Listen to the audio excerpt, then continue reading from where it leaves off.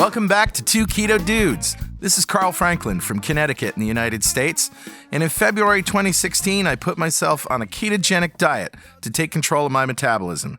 In just 2.5 months, I managed to reverse all my markers of type 2 diabetes with diet alone. As of now, I'm 80 pounds lighter with no signs of diabetes or heart disease. Hi, I'm Richard Morris in Canberra, Australia, and I've been on a ketogenic diet for 3 years. When I started, I was very sick with complications from type 2 diabetes. Within 6 months of starting a ketogenic diet, all of my biomarkers of disease had disappeared. I've also lost about 80 pounds, and I've completely turned my health around.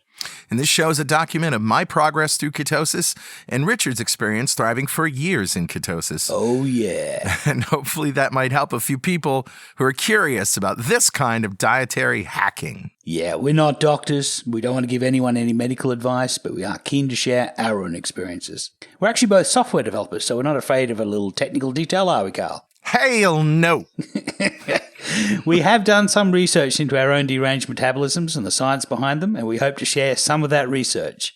Where possible, we intend to put links in the show notes to cite research supporting any claims that we make. Yeah, and you'll probably work out pretty quickly that we're both foodies. Oh, yeah. We love to cook, and we love to eat. Mm-hmm. In every episode, we both share a keto recipe that cannot be ignored. Ha! It cannot.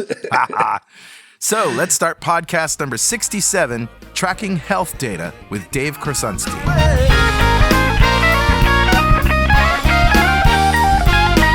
So, Richard, do we have any corrections or apologies from last week? Yeah, last week was Fathead Kids, and I think Tom nailed it. I don't think we missed anything. Yeah, we didn't find anything that we missed, and nobody complained, so that's a good week.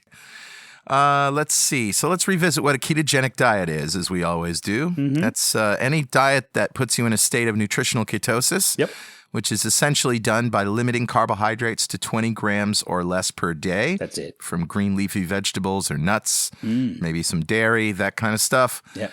And you don't want to really change up your protein. Don't want to make that too much bigger. Maybe 1 to 1.5 grams of protein per day for every kilogram of lean body mass that you have. That's it. Turns out to be like 60 to 100 grams a day for most people. Yeah. And then the rest of our energy we get from fat. That's true. We get all of our energy from fat. And the reason why most people think this is weird is because they're not used to eating so much fat. And they still think it's really bad for them, but the science shows us otherwise. Bacon. That's right. So, Richard, how was Black Dog's week? Yeah, Black Dog actually had a really good week, surprisingly. As you know, last week he had 2 violent seizures, and we thought the end was close. But he's had a remarkable recovery, and today he went out for a walk for the first time ever. So, for the first time since the injury. Yeah. And he's returning back. He's probably back maybe 75% of where he was at. But, are you feeding him ketogenic? He's back to a ketogenic meal. He's actually eating bacon and eggs every day. That's great. Yeah, it doesn't get much more keto than that. Really. So, but while I'm on the subject of dogs, I just want to mention that one of our close friends and an admin from our forums, Daisy, lost her dog the other day. Wow. It was a sudden thing that he just stood up and fell over, and that was it. Wow. Weird expression on his face, and that was it. He was gone. So, if you see Daisy around the forums, give her some love. Oh, that's too bad. Yeah, sorry about that, Daisy. Anyway, back to better news. How was your week? My week was great. I spent it in Seattle. Wow. At the Microsoft Build conference, where a lot of people in the business who hadn't seen me in a long time were like, what did you do with Carl? Yeah. What have you done with him? Well, because you're well known in that community. Yeah, very well known. And these are people that I only see once a year or twice a year. And, and a lot of them I hadn't seen before since last year. And, now they're all very curious. I got to get me some of that. What did you do? Yeah, it's really obvious when you don't see somebody for a while. You don't see the gradual transitions. So when you do see them, it smacks you in the face. Yeah, that's right. Yeah. So I did a lot of explaining. Let's put it that way. Sure. And Kelly, my wife, who came with me, she did a lot of eye rolling. Oh no, not the keto thing again! How many times have I heard this? Yeah. I'm going to go for a walk. I'll be back in a week. But I guess you probably ate a lot of steak, though.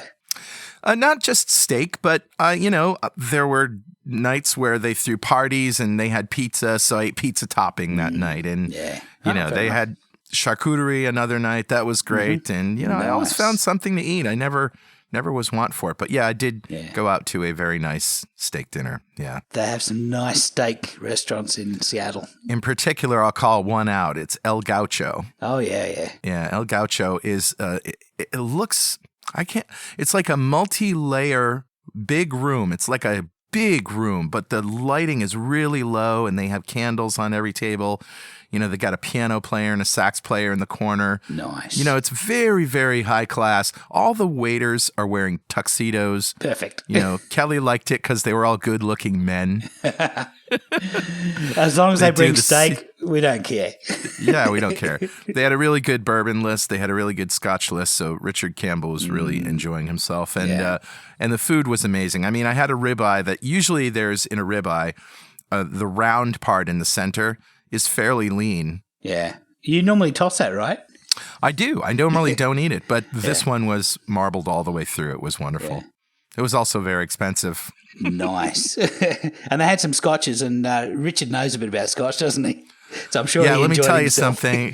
He was talking to the Scotch guy, and I guess he was the sommelier, but he was also into the whiskey, and they were talking for 45 minutes before he brought out a bottle that wasn't on the Scotch menu. Right. And special reserve. And enjoyed that. Nice. Yeah. So anyway, I just had a great time. Feel great. We'll move on to that segment we call We're justified and we don't need no alibi. That never gets boring. No, I know. So I'm going to go first. This week, I've got one that was in our ketogenic forums, and this is from our admin, Brenda Zorn, admin and regular guest of the podcast, and her topic is the Keto Complaint Department, and this is all of her complaints. And she says, all my sleeves are too long, favourite T-shirts hang off my shoulders, old shoes are floppy, jackets and coats are like tents, and pants are too long. She says, have patience, my ketopian lovelies. I've been ketogenic for over 3 years now, and my body is still changing, even though the scale doesn't always move. And that's so true. Yep. And so there's a lot of people in this thread have all come up with interesting complaints about how their keto life is a little bit more difficult. First world problems. Yeah. Thin people's problems. Yeah, right. Claire says, it only takes me 15 minutes to get to and from work on my bike rather than the 40 it used to take on the bus. Who will rid me of these troubles? Brenda commented that she fasts so long that her grocery bill is bottoming out. Such pain. That's terrible. And Keto Katie says, tell me about it. Our friends with yard chickens keep bringing us the excess eggs they can't eat. What am I supposed to do with all these glorious cage-free eggs piling up in the fridge? Such a problem. Embarrassment of riches. It really is. Yeah, so most of the messages in this thread are from Brenda. She goes on and says she says, I have 2 local butchers who call me when they get extra fatty primals and then charge me $5 less per pound for it. The horror. That's so great. Yeah, what are these butchers going to do with all that extra fat that they normally throw away? Who are you going to call? Brenda Zorn. And then Andrew says, when I put my keys or wallets in my pocket, my pants fall off while buttoned. I know exactly what he means. My bicycle shorts won't stay up. He says, I also have many panic attacks when I'm down to 1 3-packet box of Kerry Gold. Yeah, your CPA is going to say, wait a minute, it looks like your food budget went down by a factor of 2, but your clothes budget went up by a factor of 3. What's going on here? Exactly. Good luck explaining that to the tax man. That's right. My comment in that thread was that I seem to not be able to produce enough trash. Oh, that's My trash terrible. bin goes to the curb sort of, 3/4 empty every week. Yeah, I know. I know the feeling. Instead of being overflowing, yeah. So anyway, that was an interesting thread. Lots of interesting comments. Lots of interesting comments of all the problems. Yeah. Well, I've got one here also from the forum. And I won't say who it was because I don't want to embarrass this person, but I don't know if it's going to be embarrassing, but the topic is crap. I relapsed. 12 steps, anyone? Oh, no. I didn't even have to read the message, but the answer is bacon and eggs. Yeah, there's only one step. Just one step. How many times do we have to tell you people bacon and eggs? Yeah, That's how you get back on the horse. Yeah. How do you get rid of keto flu? Bacon and eggs. What do I eat? Bacon and eggs. Bacon and eggs. Oh, you can have scrambled eggs, fried eggs, boiled eggs, eggs gumbo. Eggs Florentine. Eggs Florentine. Yeah, and the actual message says, well, there you have it. I can't eat around non-keto people, at least for a while. I cracked. Wheat is literally like crack. I even ate first. My heart was pounding and everything. Wow, stupid carbs being as addictive as cocaine. Ugh.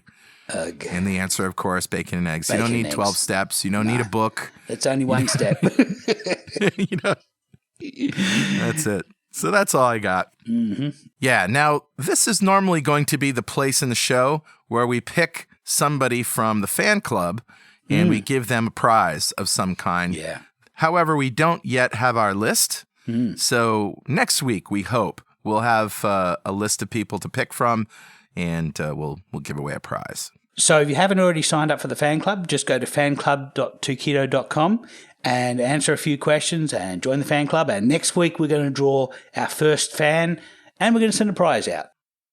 All right, Richard. Well, that brings us to our guest today. We're very excited to have on the show Dave Kransky. Yeah. He's a San Francisco Bay Area guy, originally from Canada. As a fellow technologist, he's in the tech world like we are. Yeah. And he's working on some software to help people with the ketogenic diet, but in a really, really interesting way. It's called Heads Up Health, and we're going to let him talk about it. Hi, Dave. Gentlemen, thanks for having me. Thanks, Dave. Thanks for being here.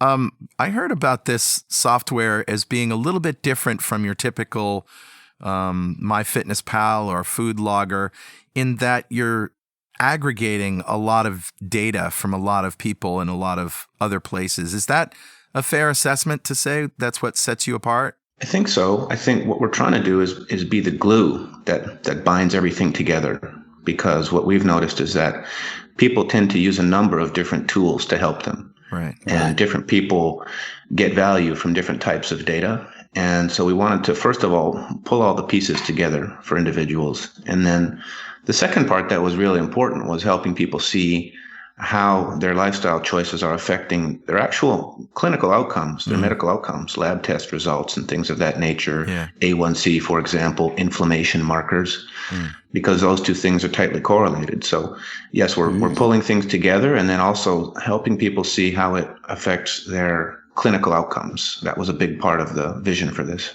Right, so most of this data is in silos. So you've got your fitness data is in your Apple Health, or it might be in Microsoft Health, or it might be in Samsung Health in the case of my watch, and or it could be MyFitnessPal might have some of your effort. Strava might have, and then your doctor's got all of your diagnostic information.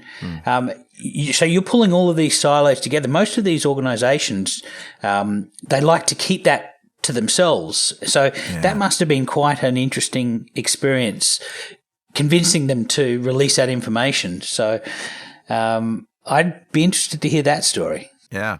Well, the nice thing is that even though these companies like to keep their data within their own entity, they've all produced APIs, which simply means that there is a connection, a developer API, so that there is an opportunity to connect into that system and pull the data out. Yeah, and an API is an application programmable interface. Yeah. It just means we can pull the data out. And so even though all of these products are siloed, we can still hook in, get all of the data out, and then clean it up for people and give them tools so that it can all be centrally managed. Yeah. So I guess the simple explanation for this product is it enables people to see all their information from all of these disparate locations all in one place, collected as usable, actionable information, right? That was the whole goal, because that was very transformational when I had to work on my own health challenges back in 2012. I was using a spreadsheet at the time, but for me, it was incredibly powerful being able to see all of that information as the patient and having it all in one place, so I could see the connections, the trends, the correlations that my doctor couldn't see. Right. And that was the goal. I genuinely believed that data was something that could be very powerful for anyone who's working on their health. It just needed to be pulled together and presented in ways that were useful. That was the thesis. How does one go about getting access to their health records? Do they go to their doctor and say, hey, what's the API key? I don't think your doctor's going to have any idea. No, definitely not. That part is a little bit dependent on where you live. And so within the United States here, most health systems now are allowing the data to be extracted electronically. So that's a game changer for a lot of people, because you don't even have to phone the doctor anymore and ask for the records. Who do you ask? You literally just connect to your medical facility through Heads Up Health, and the data is synchronized just like you'd synchronize a Fitbit. So when you sign in to Heads Up and it asks you for your Fitbit username and password, most health systems have a patient portal where you can log in and look at your test results. Yeah. And so using that same set of credentials, we can synchronize the medical data as well. Now, as you guys know, because you were doing some testing, that's not the case in Australia. No. So in other countries, it's still a situation where people have to enter that data manually, which some of them do. And we still don't have support for international units, as you probably also noticed. So sure, we're not quite there yet internationally with the medical records part. We do have a lot of people who are using it, but they have to convert the medical units sometimes. Right. Mm-hmm. So within the US, where we started, it's much more advanced. And then in other countries, it's a situation where people are entering that data manually, at least for the time being. Yeah. I actually lived in America from 98 to 2006. And when I got into Heads Up Health, I looked up my doctor from who I had in Las Vegas, and he was in there, and I could actually apply for the API key. But of course, this data is all very old, so it won't be digitized yet. So unfortunately, but yeah, in Australia, we're in the process of putting together a national scheme run by the government. And I think that the APIs are available, but you have to apply and be certified. And there are I think there's standards in the US you have to abide by, and I think that Australia is working on the same kinds of things. So same thing. We have to go through all of the legal requirements and agreements to make that possible. But it's exciting to hear that that's going to be available out there as well, because I think it's huge when consumers can get access to that data, because they're much more invested in it and they're much more inclined to check it regularly and see how the numbers are changing as they go keto and introduce different lifestyle changes. So it's awesome that it's happening there.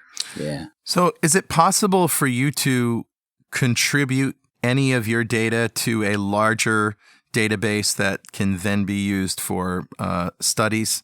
Certainly, there's a way to aggregate data that can be used for research internally, first and foremost. And as part of larger research efforts, I think there's a lot of people trying to understand really at scale how these lifestyle therapies and interventions work. And if the data can be used towards scientific and research applications, I think that would be incredible.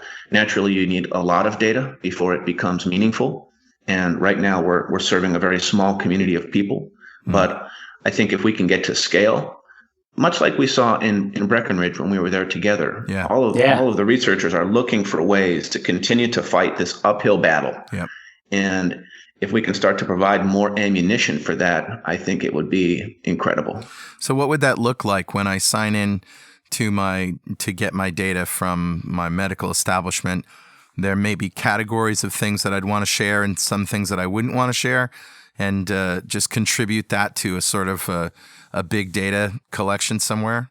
Yeah, I think, first of all, we're still in beta, so we're not doing any of that yet. That's something that will come down the road. But the way most companies do it is they give people an opportunity to anonymously donate their data, which means it's completely stripped away of anything personally identifiable. Right. And it's something you opt in to do. And then that becomes part of an aggregated set that can be used for research purposes. Nice. I think that seems to be a really nice way to do it. I mean, can you imagine having some sort of, let's say you're on a ketogenic diet and you think you're doing it right, and then you get some gout or something, or you get some, I don't know, a swollen toe. Could be anything that, and you're like, so how many people have a swollen toe, after doing a ketogenic diet, within 3 weeks? Oh, look at this. These are the discoveries. These are the little nuggets of gold in the data. And we may find a very strong correlation between toe infections and the ketogenic diet. Who knows what kinds of things are going to come out of it? You just don't know until you have a lot of information and you have some really smart data scientists that start hacking on it and finding these connections. How cool would that be? Yeah. These people can find incredible things in data. And as you guys know, with machine learning now starting to be able to apply to this types of things, and that starts to make connections and discoveries that are things we could possibly never even come up with. And so that's where it starts to get really, really intriguing, is when you can get enough data and start to apply some of these algorithms to it and start to see what comes out on the other end. I just read a study recently where some researchers had applied machine learning to just routine clinical data, lipid panel data. Okay. Yeah. And they were able to predict cardiovascular disease at an extremely high success rate just by running machine learning on routine clinical data. Wow. That's how intelligent things are getting. And so there's incredible possibility there. It's really exciting. How about the possibility of, bad data and noisy data corrupting your efforts in working against you? I know from my talks with data scientists on .NET Rocks, which is a programming show that I've been doing for 14 years, that data scientists spend most of their time cleaning data. And what I mean by that is taking out errant responses that don't make any sense, going through and reducing duplicates, things like that, just making sure that the data is in the right format to be analyzed correctly. So what is the chance that that something like that is going to confound any type of query that you're doing? I think the nice thing is that everything that we're doing is all using state-of-the-art APIs. So all of the medical records is coming directly as it would come from the medical facility. We still have to do a lot of work. You're familiar with the term normalizing data, sure, which just means you get 1,000 different formats thrown at you, and you have to have people that can clean it all up and make it useful. So a great example in our system is my own cholesterol readings, where I have 10 measurements, but I think they all came from different doctors just because I've moved around and lived abroad. Sure. So all of those cholesterol readings come in a different format. So we have to normalize and cleanse all of that data. I think another area is a lot of this consumer technology and just how accurate some of those things are. Right. I would surmise that there's variance between different $19 glucometers that you get at Walgreens, for example. And not only that, but there's different weights that can be applied to data. For example, if you're entering data directly from your glucometer or from your smartwatch or whatever, that's pretty reliable data. But if you're using a food diary that somebody has to manually put in what they eat, obviously that's where it gets hard, So when you correlate things based on what they eat, based on what they said they eat, that doesn't have as big of a significant weight. Absolutely. Yep. Agreed. Especially when it's dependent on the individual to report it. Put in readings that may or may not be accurate, or perhaps certain data is withheld from the system. Right. Yeah. Those Oreos, we didn't tell anybody we binged on Oreos, right?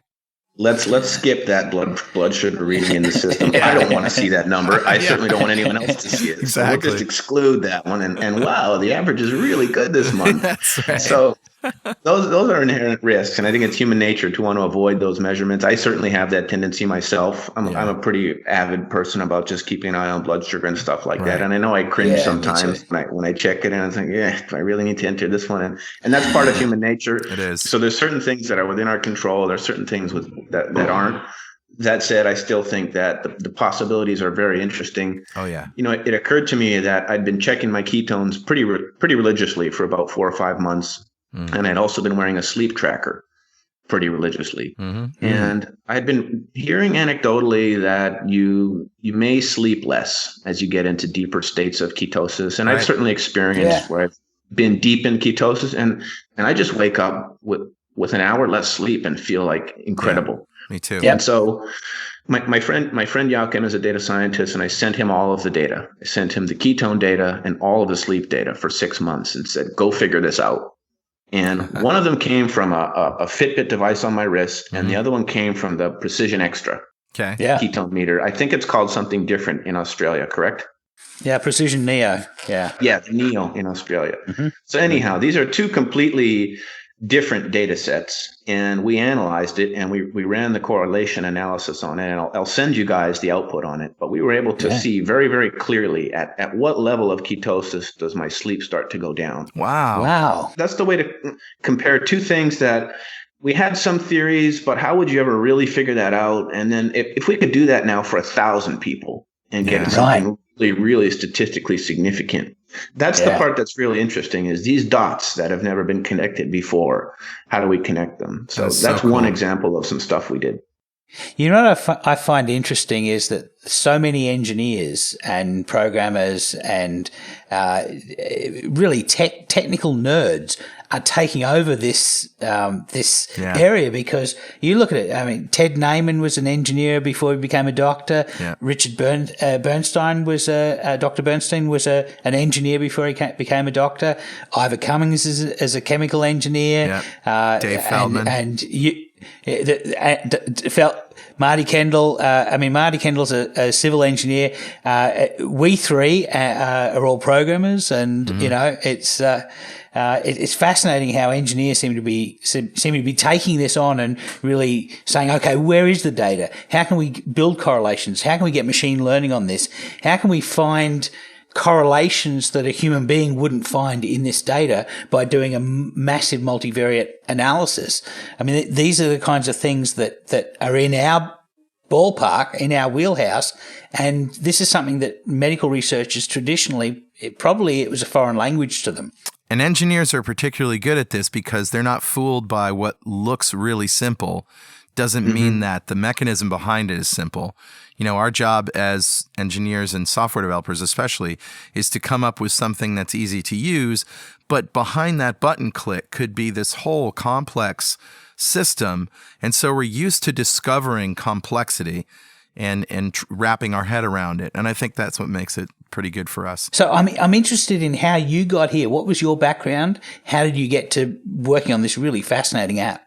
Well, my background is in enterprise technology. So I've spent my whole career living inside data centers and building data centers, virtualizing data centers, setting up disaster recovery instances, all kinds of infrastructure and data center related work. I spent 7 years working at VMware and working on virtualization and cloud for many, many years. Nice. And I'd always been very intrigued in the whole notion of quantified self. I got really enchanted with that idea and started measuring a lot of things on myself. I don't know if you guys remember the Zeo, but that was this sleep tracker that used to be out there. That was one of the first that could give you really accurate information about how much time you spent in deep sleep versus REM sleep, and just got intrigued with the idea of using all that information just for personal performance and hacking. Right. Yeah. Then, as I mentioned, I went through an extremely stressful period in my life around the 2012 timeframe, and I'm sure many people can relate. But when mental stress starts to get very intense,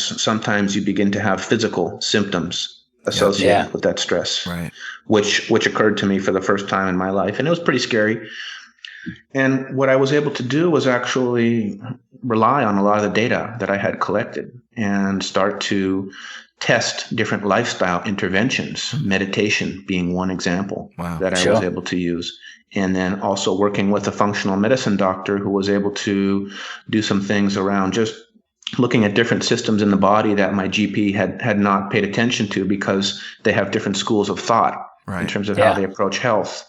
Functional medicine is looking at the GI tract, and they're looking for infection, and they're looking for inflammation, things that cause stress internally to the body, separate from the mental stress. So the problem was my functional medicine doctor was in Austin, Texas, and my medical records were in California, Massachusetts, and Canada, where I grew up. So I put them all in a spreadsheet, and I would just Skype with a doctor in Austin, Texas. We'd screen share, and we'd implement the protocols for 3 months. Here's the supplements, here's the tests. Yeah. And that was transformational. And I said, how do I take this glorified spreadsheet, essentially, and provide it in a software application so that other people who are in the same situation can do the same thing? And I've been working on it for a couple of years now. But that's the genesis for how it all started. Yeah, it's fascinating because I can foresee a future where a lot of medicine is done via telemedicine, via screen sharing, via Skype. We're on a Skype channel right now.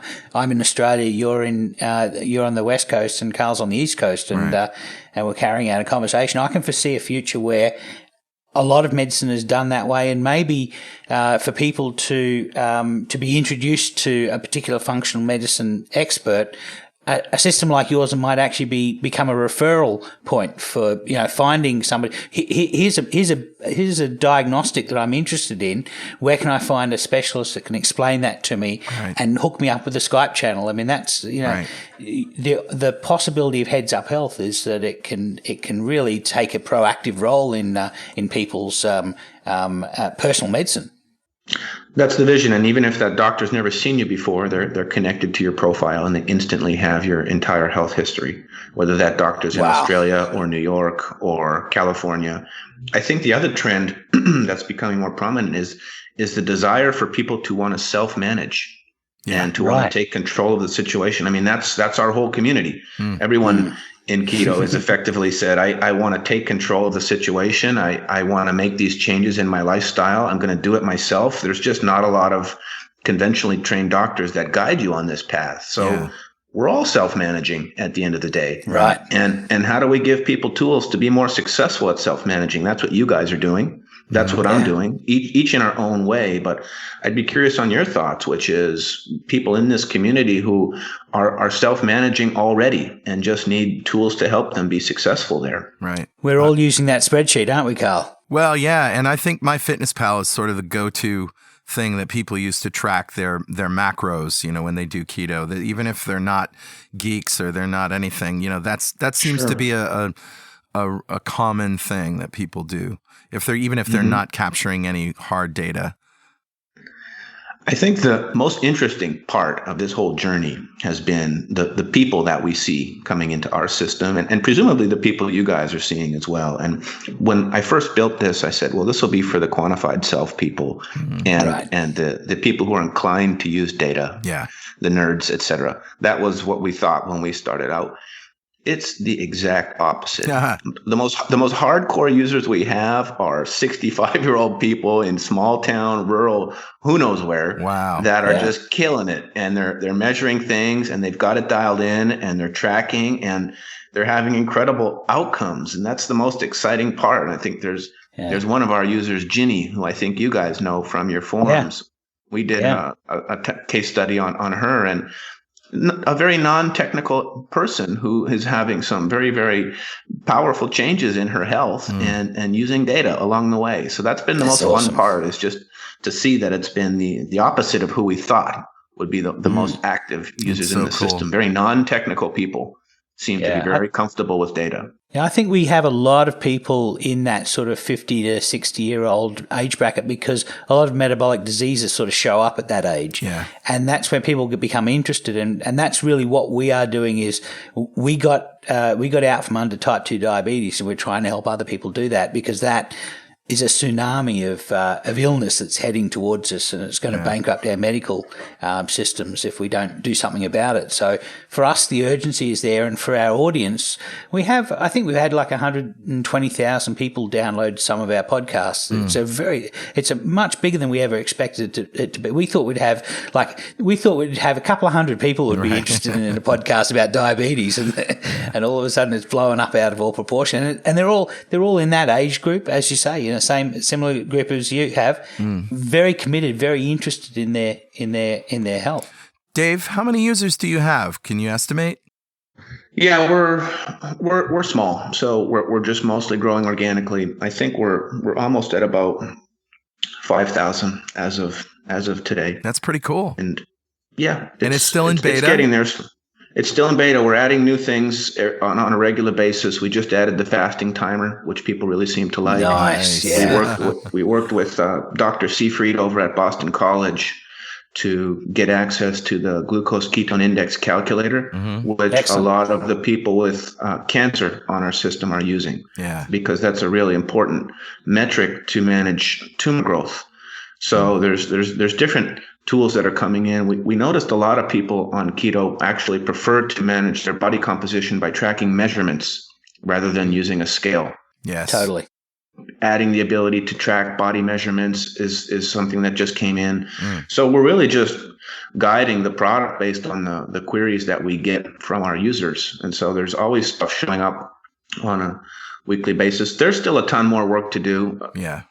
As you guys know, when you've got a full-time gig and you're also doing something you're passionate about on the side, it doesn't always happen as fast as you'd like it to happen. Right. There's still a lot of work to do just on polish and user experience and stuff like that. But so far, so good. We've got a lot of people that seem to be getting a lot of good value out of it. And how do we get Heads Up Health? How do we get it?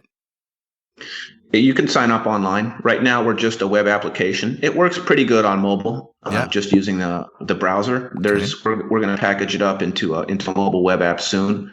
But we do have a lot of people that use it on phone or tablet. It's engineered first and foremost because you're looking at a lot of information. Right. When you're looking at 10 years of cholesterol data and trying to look at that on a graph with your blood sugar readings, for example, that is, and with a lot of analytics products, as you guys may know, they're more oriented towards a larger screen, just because of the amount of information that's being pulled in. So we started with web.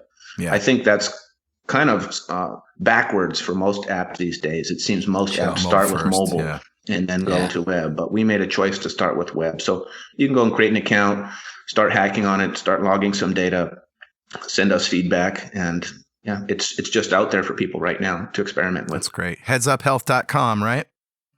Yep. Awesome. Dave, what's next? What's on your to-do list?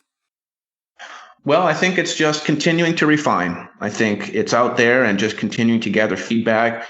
As you guys know, with software products, they just get better every day as you keep making improvements and keep refining them. So it's just an ongoing process. It's been a labor of love.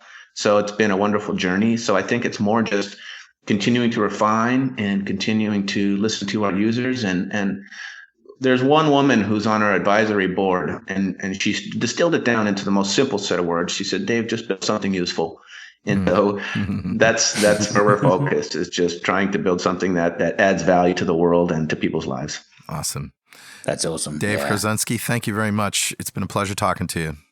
Likewise. Looking forward to seeing you guys this summer. Yeah, Keto Fest. Yeah, we should mention that you're actually one of our co-founders of Keto Fest. You'll have a booth there, and everyone can come and talk to you about Heads Up Health.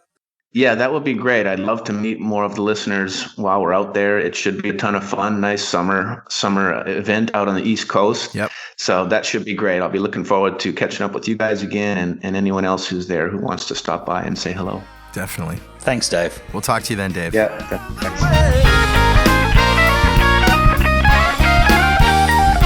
Well, Richard, I'm really excited about Heads Up Health, and where I see it going in the next few years is unbelievable. Yeah, Dave's our kind of guy. He's a developer like us, and he gets data, and it's going to be interesting as more and more people put their data in, how we can get actionable information out of it. Absolutely. Hey, man, are you hungry? I'm hungry. All right, let's make some recipes.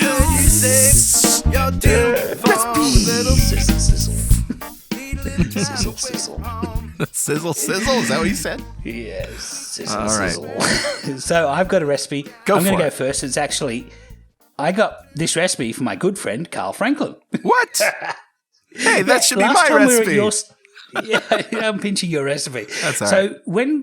So when I was visiting after Breckenridge, we spent some time in the kitchen. We decided we were going to fast, right? Yeah, we did. And we were going to fast for like a whole week. I know. What were we thinking? Which was, what a stupid thing. But anyway, it didn't last very long. I think it lasted a day and a half or 2 days. Yeah, right. But so that first day you cooked for Kelly and you made her some chicken salad. Yes. And I wanted to try it But because I'd never tried chicken salad before, but, I was fasting, so I waited until I got back to Australia, and then I made it following your recipe, and it was delicious, and it's become a staple for us. And seriously, it's one of the cheapest meals that we can have. It's like, and very easy to make. Very easy to make. Anybody can do it. So a lot of people don't know this, but we're actually working on a cookbook which is designed for low carb, low cost meals that anyone can do 365 days a year, no matter what your budget. And this is going to be in there because this is really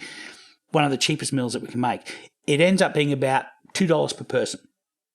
And it consists of a barbecue chook that you buy from a supermarket. Or in the States, we call them rotisserie chickens.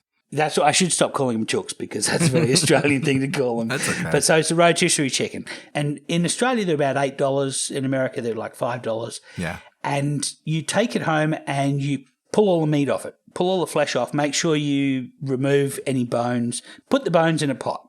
Yeah. Because you don't want to end up suffering the same experience as Shane Barnbrook, who was on our episode 42. The bones and the skin. Go back and listen to that. Yeah. Yeah. Put all the I eat the skin. I chop the skin up into it. But you put all the bones and gristly bits, all the bits that you don't want to eat, and you basically end up with a chopping board full of the flesh that you've pulled off this barbecue chicken. Yep.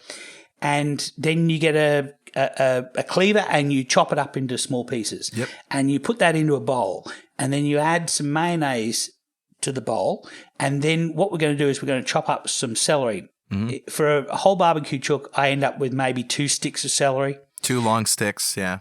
Yeah, 2 long sticks. And now, to prepare celery, because celery is sort of like stringy, what you want to do is you want to cut longitudinally down the sticks. Yep. And you want to cut it probably 4 or 6 times into thin strips. Yeah. And then you take those strips and you cut them horizontally, and so you're basically going to cut them you're cutting them into a very fine dice. The dice is going to be about 2 millimeter cube dice, and you throw that in the chicken and mayonnaise mix, add a little bit of salt, a little bit of pepper, and you mix it up, and that's your chicken salad. That's it. It's so easy. I use celery salt. All right. And about a cup of mayonnaise. Do it to taste. Yeah, I think I just do it for the texture. I want to get it I don't want it to be too moist. So the mayonnaise is just to basically moisten what is really, chicken is really quite lean. It is. As far as meats go. Yep. So it's just really to add fat to the meat. Now, so what you do with the pot full of bones, what I do is I put it into an Instant Pot, and I put in a couple of cups of water and add the root of the celery and maybe a couple of all of the leaves that I've pulled off the stick, if the stick you got came with leaves. A little apple cider vinegar. Bit of apple cider vinegar, an old onion that was, some sage, some rosemary, whatever kind of herbs you want. Absolute parsley, sage, rosemary, and thyme. They're always good with chicken. Yeah. and throw them into the Instant Pot, chuck it on for an hour. When it comes out, have a taste of it. It'll probably need a bit of salt. Add a little bit of salt, put it in for another hour. When it comes out, strain it. And what you've got is chicken broth. Bone broth. Bone broth, exactly. It's delicious. And so when I cook that up, I basically put it into a pot, put in maybe 3 cups of bone broth. I'm going to make 2 cups. I'm going to reduce it to 2 cups worth, and then I'm just going to add a little bit of cream, and that's cream of chicken soup.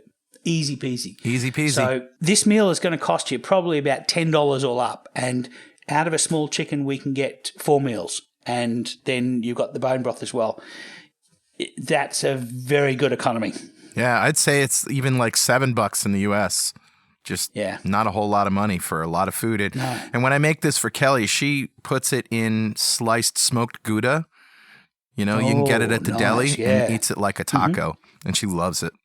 She eats on a whole chicken salad for a week and a half. Yeah, that's nice. We get cos lettuce leaves, just wash them and eat them like sang chow bao, like a lettuce wrap. Delicious, absolutely delicious. Yeah, in the U.S. we get bib lettuce, right? And sometimes you can even find it hydroponic. They have it in the. But you just basically take a leaf and you can just put it in there and munch out.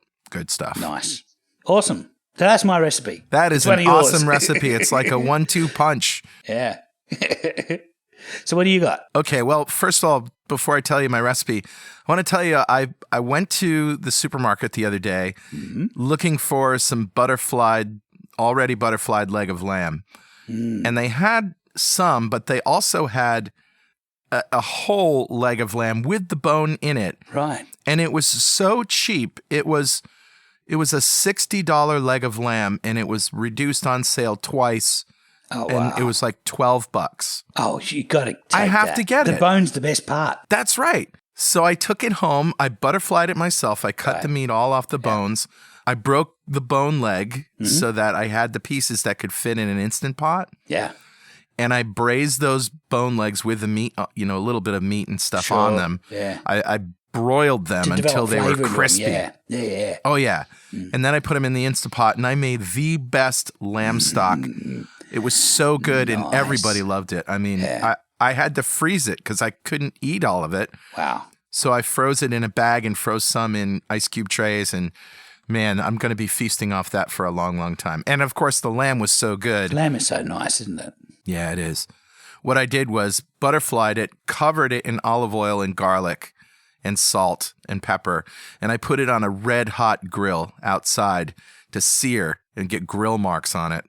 And then I put it in the oven, for like 200 degrees, and then brought it up to a medium rare, 130 Fahrenheit. And that was so good. All right. Nice. But that's not my recipe. Actually, I should have saved that for another show, shouldn't I have? Yeah. Oh, well. All right. Well, here's my recipe. Last night, I was in a fish mood. So I went to my local fish store, and I got this huge Alaskan cod fillet. It was 2 pounds worth of fish. Wow. And I chopped that up into pieces, dredged it in, what is now famously our keto breadcrumbs, right? 3 parts pork rinds to 1 part Parmesan, chopped up, and cooked that in olive oil. And I made a tartar sauce. And this time I finally got the tartar sauce right. The reason I make tartar sauce is I don't trust tartar sauce in a jar, even if it says 0 sugar. Because if it's a commercial mayonnaise, it's most likely got starches in it to gel it. They don't trust an emulsion to sit on the shelf for long enough. Well, I actually do use commercial mayonnaise. I'm not so worried about that, and that's never been a problem for me, but I don't trust the tartar sauce because sometimes it has sugars in it that don't register if you only eat a tablespoon. Right. And the problem is I eat more than a tablespoon. Okay. Fair enough. I love tartar sauce. Yeah. Yeah, it's delicious. So the first time I made tartar sauce, I took some dill pickles and I chopped them up and I put them in, a bowl with some mayonnaise and some fresh dill and salt and whatever. Yeah. And it was good, but it was really watery. And so I figured the next time I'd dry the pickles out. And that's what I did. I took about 1/3 of a cup of pickles to a cup of mayonnaise, and I chopped up the pickles, and then I put in between paper towels and just squeezed the daylights out of them to get all the juice out. So these are really cornichons, aren't they? Little baby pickles? No, I don't know what that is, but they're dill spears. Okay. What's a cornichon? A cornichon's a really small little cucumber. Oh, like gherkins. Yeah, like a really small gherkin, like half the size of a gherkin. Oh, okay, yeah. Sorry. That's okay. Little diversion. Yeah, that's all right. I actually used dill spears. Right. Okay. Classic dill spears. So I used, I don't know, maybe 3 of them and chopped them up fine and then just squeezed all the juice out of them. Right. Right. So on the one hand, the juice has the flavor. On the other hand, I don't want watery tartar sauce. I suppose what you could do is take pickle juice and reduce it down till it's like a syrup. Sure. Like a syrup, yeah. Yeah, but I didn't do that. Instead, I took fresh dill weed, and just pulled it off with my fingers and, maybe a couple of sprigs, 3 or 4 sprigs worth. Yeah. And I mixed that in there. And I tasted it, and it was good, but I still needed a little bite. So I put in a little lemon zest. I didn't squeeze the lemon juice in there. You can if you want. I just wanted thicker sauce. Right. And I also put in a drop of stevia. Nice. So you didn't put any capers in at all? No, I didn't put capers in. Maybe that's a good thing to do. Maybe I'll do that next time. Yeah, that's really the essence of that tartar flavor. The caper flowers. Yeah. Well, there you go. Put some capers in. Put some capers in. Yeah. Yeah. So when we make our fennel salad, we use capers and blueberries and little cornichons, which are like little. So it's basically like a tartar saucy flavour with fennels. Nice. It's quite a nice flavour, actually. Yeah. Wow. Capers are the trick for making a good tartar sauce. So I'll do that next time. When I put the recipe online, I'll add some chopped capers. Yeah. Well, that's our show, Richard. That is. Of course, if you have anything that you want to tell us, something we said wrong, something you don't agree with, some more research that you found to support or refute anything that we've said, send it by email to dudes@twoketodudes.com or post it on our website. While you're at it, register for KetoFest at ketofest.com. Yeah. And you can follow us on Twitter at 2KetoDudes or on Instagram at 2KetoDudes. Make sure to use the hashtag 2KetoDudes. 2KetoDudes, 2KetoDudes. And of course, if you want to join our forum, it's forum.2keto.com. And if useless swag is your fancy, t-shirts, coffee mugs, and other junk with witty keto sayings and our ugly mugs on them, head over to gear.2keto.com. And now you can join the 2 Keto Dudes fan club. You'll be eligible to win something in every show. Especially next week. Right. Go to fanclub.2keto.com. And if you feel like supporting our podcast and our forums, hit the donate button on our website at www.2ketodudes.com or just go to donate.2keto.com. You can also see our podcast and other videos on YouTube at youtube.2keto.com. And if you haven't already, go leave a great review on iTunes. And I've got to mention, I've seen the iTunes reviews for the first time ever. Yeah. There are some really nice comments. Thank you very much, people. Yeah, thank you very much. We just took a look for the first time in a long time, and we've got 50 5-star reviews out there. So thanks. Incredible. Thank you, people. Yep. Anyway, keep calm and keto on. Yeah, keep calm and keto on, Richard. And we'll see you next time on 2 Keto Dudes.